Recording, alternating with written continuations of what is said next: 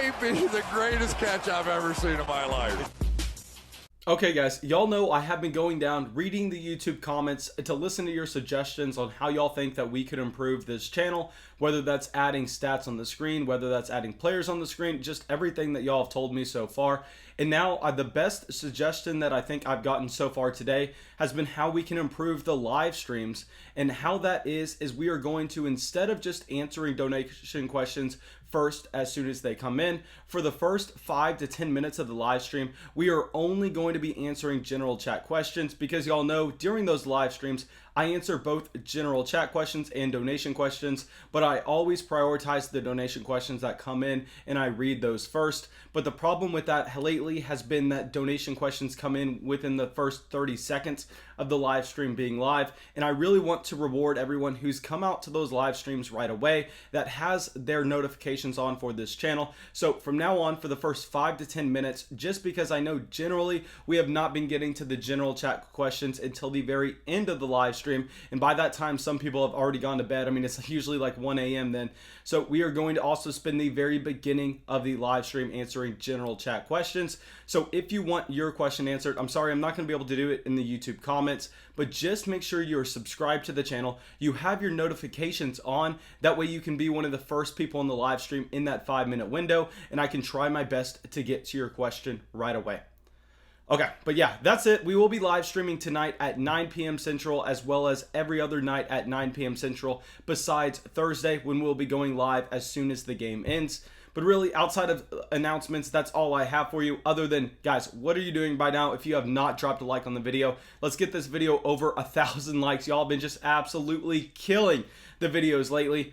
And now let's talk about 5 wide receivers that I think that we need to be aggressively pursuing in trade. This is due to down weeks this past week. This is maybe due to a couple down weeks in a row, or based on the matchup that they had the previous week. Regardless, whatever the reason is, let's get into these 5 wide receivers. And the first wide receiver is actually a pair of wide receivers, both CeeDee Lamb and Amari Cooper for the Dallas Cowboys. And guys, after the Dallas Cowboys just looked absolutely horrendous, they looked like they were not able to accomplish anything on offense against the Arizona Cardinals. I think that they are definitely going to be our buy low candidates at the moment for a multitude of reasons. One, guys, we understand when a game gets kicked off on primetime, especially during Monday night, every single person in the country is watching that game. Every single person in your fantasy football league is watching that game. If this was just a regular noon game on a Sunday where there were 7 other games going at once, it's not necessarily going to draw the same amount of attention. Really, the narratives aren't going to be as loud as what we are seeing right now with the Dallas Cowboys, where people are talking about how Andy Dalton just completely ruined this offense. So that is one reason. So everybody saw both CeeDee Lamb and Amari Cooper be somewhat of a disappointment this past week. Our second reason that we are going to go out and buy them is we understand with those 2 Ezekiel Elliott fumbles, those are not something that we can project into future games, understanding that fumbles mainly, unless the running back has showed it to be a problem throughout their entire career, are just random. And I don't think we are going to see that happen from Ezekiel Elliott again. And those fumbles are just completely drive killers. We did not get to see the team go out and possibly go to the red zone, then the end zone, and provide a lot more fantasy production for this overall offense to keep this game a little bit closer. And if that happened, who knows? We could be looking at completely different stat lines. We could be looking at completely different games for CeeDee Lamb and Amari Cooper. Now, the last reason that we are going to buy them is just understanding with Andy Dalton coming in, exactly what we thought was going to happen ended up happening. We thought that Michael Gallup was going to be completely erased from this offense, because Michael Gallup is that wide receiver that's being used as the field stretcher, and both Amari Cooper and CeeDee Lamb are being used at every level of the football field. We don't necessarily view Andy Dalton as someone that's going to want to just be a D-gap quarterback, aggressively pushing the ball down the field. I think he's going to be a lot more likely just to check it down to Amari Cooper and CeeDee Lamb. And when that is the case, I think that we are going to see consistent production from both of these wide receivers, who have consistently showed to be some of the most talented wide receivers in the NFL. So yeah, those are our first 2 buys, CeeDee Lamb and Amari Cooper. And I'm very sorry, I know a lot of y'all want me to give out trade suggestions in terms of players you could be looking at moving for these guys I'm going to be talking about. I will say we're going to be talking about a good amount of guys this video, so I'm not going to be able to do that with every single player, but I will definitely do that in the live streams if y'all want to hear it with a certain guy. Now, our next wide receiver is going to be someone that got an insane target share this past week. I honestly did not even think he was going to be active, but this is DJ Chark.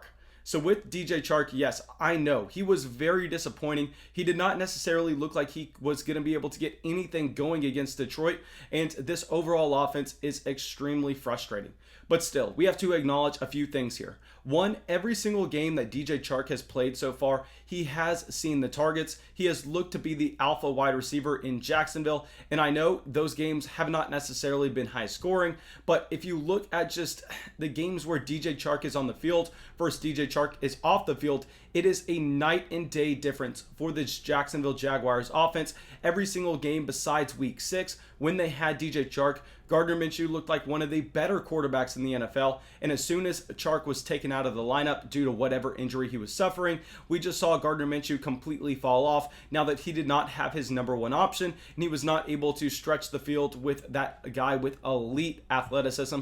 So now when we are looking at Chark, I believe he saw I think he saw like 14 targets, something ridiculous. I'll have the stats on the screen this past week. We just understand that, yes, the targets are the most important thing to follow. And with DJ Chark, we did not expect him to be active. So, of course, he was severely limited and he was going to be inefficient with the targets that he saw. But regardless, knowing that he's going to be healthy going forward, this is a wide receiver that I really want to be investing in. I think you can trade for him at a wide receiver 3 price, and he can provide high-end wide receiver 2 production for you for the rest of the season. Now, our next wide receiver, we honestly knew that he was going to be making our trade target list last week, but I'm sorry, that's because we were just projecting out with his matchups, and this is going to be Terry McLaurin.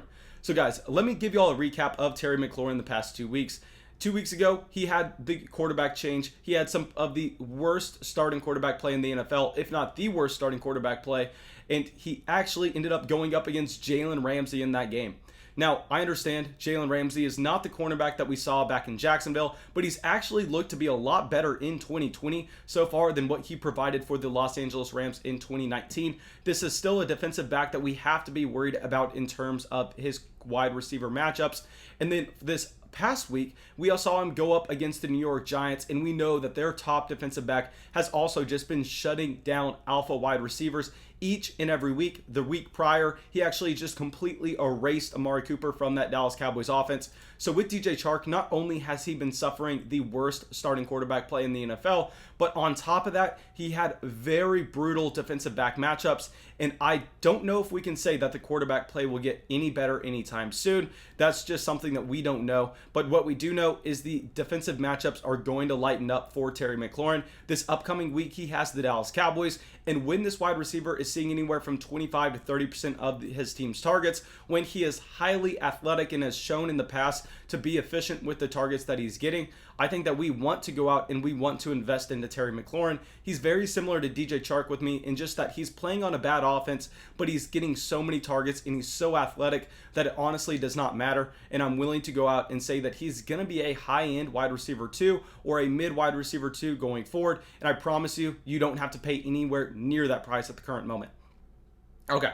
Now, our next player is going to be way more expensive. This is going to be a guy in a different class, but Davante Adams. So I thought I wasn't even going to be able to include Davante Adams into this video. And then the questions that I was receiving during the live streams for Davante Adams kind of perplexed me. I was thinking, like, guys, do y'all not realize this is still a wide receiver that's going to be in the top 3 for the rest of the season? This is still an elite guy. I know this game just completely fell off. I mean, just all the wheels fell off for this Green Bay Packers offense against the Tampa Bay Buccaneers this prior week. But we understand with these teams coming back from a bye, you're either going to get a great performance or you're going to get a horrible performance. It's very volatile with what we see. I mean, with Detroit, we ended up seeing them have pretty much one of their best games of the season.